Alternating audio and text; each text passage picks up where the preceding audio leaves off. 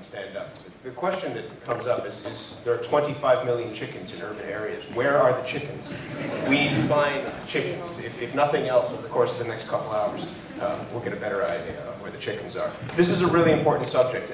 You're here because you know it's a really important subject. We speak about this city and what this city can do every day on our program. And from some quarters, we take heat for that. We said this morning, the opening line of the editorial that was in Star, which is, Toronto is the center of the universe, let's just admit it and move on. And immediately, we're under the avalanche of criticism from people who either live in Toronto and don't like the city, or live outside the city and think that we have heads that are far too big for our shoulders.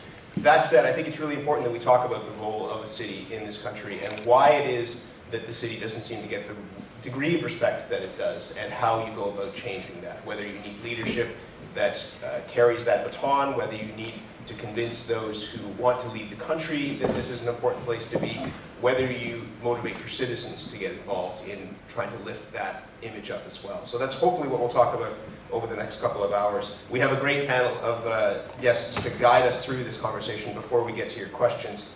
Julia Deans, right next to me, the CEO of the Greater Toronto Civic Action Alliance, formerly the Toronto City Summit Alliance.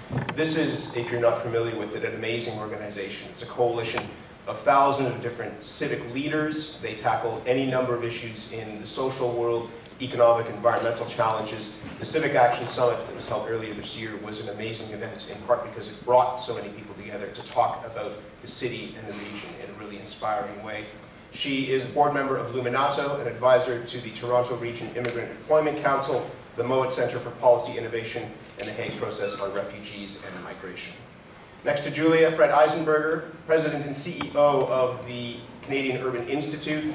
He has a long career as a city councillor in Hamilton and the region of Hamilton-Wentworth for nearly a decade in the 1990s, was appointed by the federal government in 2001 as the inaugural chairman of the Hamilton Port Authority. In 2006, he was elected mayor of Hamilton and served in that position until November of last year. Richard Sommer is an architect and the recently appointed dean of the John H. Daniels Faculty of Architecture, Landscape and Design here at the University of Toronto. He also serves as professor of architecture and urbanism.